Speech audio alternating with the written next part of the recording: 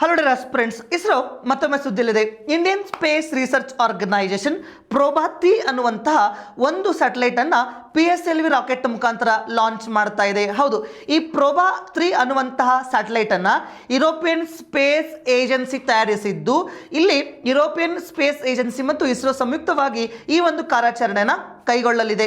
ಹೌದು, ಈ ಪ್ರೋಬಾ3 ಅನ್ನುವಂತಹ ಒಂದು ಸ್ಯಾಟಲೈಟ್ ಸೂರ್ಯನ ಹೊರಭಾಗವನ್ನ ಮತ್ತು ಅತ್ಯಂತ ಬಿಸಿ ವಾತಾವರಣವನ್ನು ಹೊಂದಿರುವಂತಹ ಕೊರೋನಾದ ಬಗ್ಗೆ ಅಧ್ಯಯನ ಮಾಡುವ ಸಲುವಾಗಿ ತಯಾರಿಸಲಾಗಿದ್ದು, ಈ ಪ್ರೋಬಾ3 ಅನ್ನುವಂಥದ್ದು ವಿಶ್ವದ ಮೊದಲ ನಿಖರವಾಗಿ ಹಾರಾಡುವ ಉದ್ದೇಶದಿಂದ ತಯಾರಿಸಲ್ಪಟ್ಟಂತ ಸ್ಯಾಟಲೈಟ್ ಆಗಿದೆ. ಈ ಸ್ಯಾಟಲೈಟ್ ಅನ್ನ ವರ್ಕ್ ಹಾರ್ಸ್ ಎಂದೇ ಕರೆಯಲ್ಪಡುವಂತಹ ಪೋಲಾರ್ ಸ್ಯಾಟಲೈಟ್ ಲಾಂಚ್ ವೆಹಿಕಲ್ ಅಥವಾ PSLV ಮುಖಾಂತರ ನಾವು ಉಡಾವಣೆಗೆ ಸಿದ್ಧ ಮಾಡ್ತಾ ಇದ್ದೇವೆ.